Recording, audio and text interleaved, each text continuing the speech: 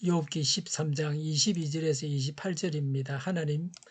하나님께서 먼저 말씀하시면 내가 대답하겠습니다. 그렇지 않으시면 내가 먼저 말씀드리게 해주시고 주님께서 내게 대답해 주십시오. 내가 지은 죄가 무엇입니까? 내가 무슨 잘못을 저질렀습니까? 내가 어떤 범죄에 연루되어 있습니까? 어찌하여 주님께서 나를 피하십니까? 어찌하여 주님께서 나를 원수로 여기십니까? 주님께서는 줄곧 나를 위협하시렵니까? 나는 바람에 날리는 나뭇잎 같을 뿐입니다. 주님께서는 지금 마른 지푸라기 같은 나를 공격하고 계십니다. 주님께서는 지금 내가 어릴 때의 한 일까지도 다 들추어내시면서 나를 고발하십니다. 내 발에 착고를 채우시고 내가 가는 모든 길을 낱낱이 지켜보시며 발바닥 닿는 자국까지 다 조사하고 계십니다. 그래서 저는 썩은 물건과도 같고 좀먹은 어복과도 같습니다. 아멘. 욥이 하나님께 드리는 넋두리입니다. 22절에 하나님께서 먼저 말씀하시면 제가 대답하겠습니다 라고 했습니다. 먼저 하나님께서 말씀하시기를 기다렸습니다. 우리나라 예법에도 먼저 어른이 하는 말씀을 아래 사람이 들어야 됩니다. 이런 의도에서 이렇게 말했습니다. 22절에 주님께서 먼저 말씀하시지 않으시면 내가 먼저 말씀드리게 해주시고 주님께서 내게 대답해 주십시오 라고 했습니다. 23절에 내가 지은 죄가 무엇입니까? 내가 무슨 잘못을 저질렀습니까? 내가 어떤 범죄에 연루되어 있습니까? 라고 했습니다. 죄가 무엇이냐고 여쭙는 질문은 항상 해야 합니다. 무슨 죄를 지어서 이런 고난을 당하게 하시느냐고 여쭙고 있습니다. 24절에 어찌하여 주님께서 나를 피하십니까? 라고 했습니다. 기도해도 응답이 없고 고난은 계속되었습니다. 높은 사람을 만나서 자기 사정을 말하고 요구를 하고 자기 문제를 해결해야 하는데 높은 사람을 만날 수가 없습니다. 사장이나 구청장이나 대통령을 만날 수가 없습니다. 높은 사람은 귀찮고 자기 이익과는 상관이 없기 때문에 자신은 답답한 게 없으니까 피하기만 합니다. 이 당시 욥은 자신이 처한 처지가 이러하다고 생각했습니다. 24절에 어찌하여 주님께서 나를 원수로 여기십니까? 라고 했습니다. 욥은 자신이 고난을 당한다고 해서 하나님께서 자신을 원수로 여기신다고 알았습니다. 우리가 고난을 당한다고 해서 하나님과 원수가 된 것은 아닙니다. 우리로 하여금 하나님과 원수되게 하는 것은 고난당하고 있다는 현실이 아니라 우리가 지은 죄입니다. 25절에 주님께서는 줄곧 나를 위협하시렵니까? 그랬습니다. 고난당함으로 위협당하고 있다고 생각했습니다. 고난당하면 자신을 되돌아보게 되고 두려움을 느끼게 마련입니다. 예수님은 말구유에서 태어나셔서 목수의 아들로 사셨습니다. 천민으로 사셨습니다. 예수님께서 이 땅을 사신 것은 고난의 삶이었습니다. 예수님은 잡수실 것이 없으셔서 배고파하시기도 하셨습니다. 집이 없어져서 떠돌아다니면서 사셨습니다. 가족과 모든 사람들로부터 미친 사람 취급을 당하기도 했습니다. 예수님은 고난 당하신다고 해서 위협을 느끼지는 않으셨습니다. 고난 당한다고 해서 위협을 느껴서는 안 됩니다. 25절에 하나님께서 욥을 공격하시는데 욥은 이런 존재라고 했습니다.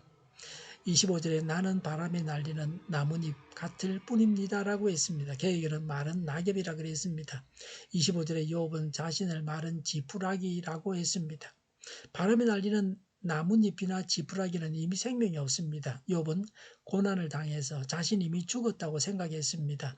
아무런 소망이 없었습니다. 오직 죽지 못해서 안달하고 있었습니다. 마치 지푸라기는 바람이 부는 대로 날아다닙니다. 마른 지푸라기는 바람이 부는 대로 날아다닙니다.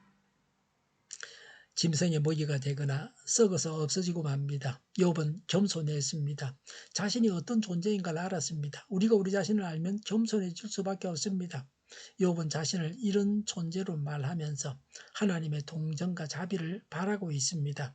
하나님께서 자신을 비천하게 만드셨다고 했습니다. 하나님께서 욥에게 어떻게 하셨습니까?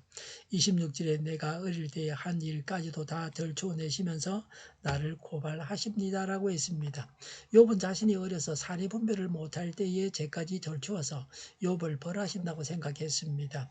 철저하게 욥의 죄를 찾아서 욥을 벌하신다고 생각했습니다. 고난을 당한다고 해서 죄로 인해서 당한다고 생각해서는 안 됩니다.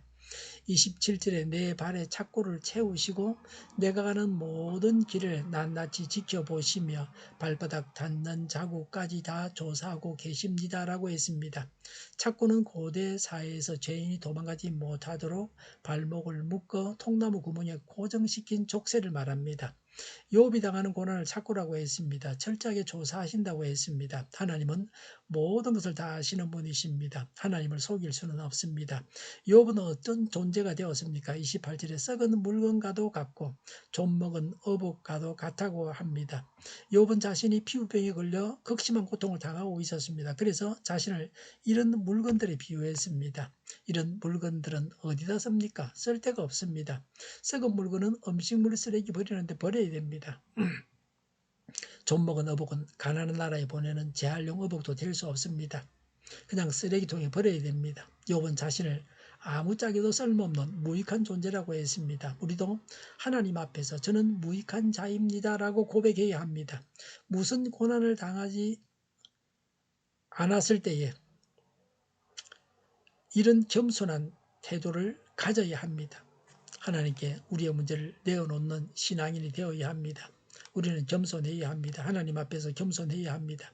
사람들 앞에서도 겸손해야 합니다. 고난을 당할 때에 겸손해야 합니다. 흥하고 복받고 잘 될 때에도 겸손해야 합니다. 교만해야 할 이유가 우리에게는 없습니다. 기도하겠습니다. 겸손하게 하옵소서. 오늘보다는 내일이 더 낫게 하여 주시옵소서. 교회가 분열되지 않고 하나가 되게 하여 주시옵소서. 모든 언론이 예거를 다하게 하여 주시옵소서.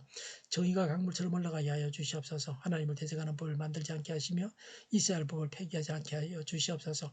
있어서는 안 될 법을 만들지 않게 하여 주시옵소서. 선거 부정이 없게 하시고 부정선거 시비마저 없게 하여 주시옵소서. 코로나19가 물러가고 전 세계적으로 백신을 신속하게 대량 생산해서 충분히 공급하게 하여 주시옵소서.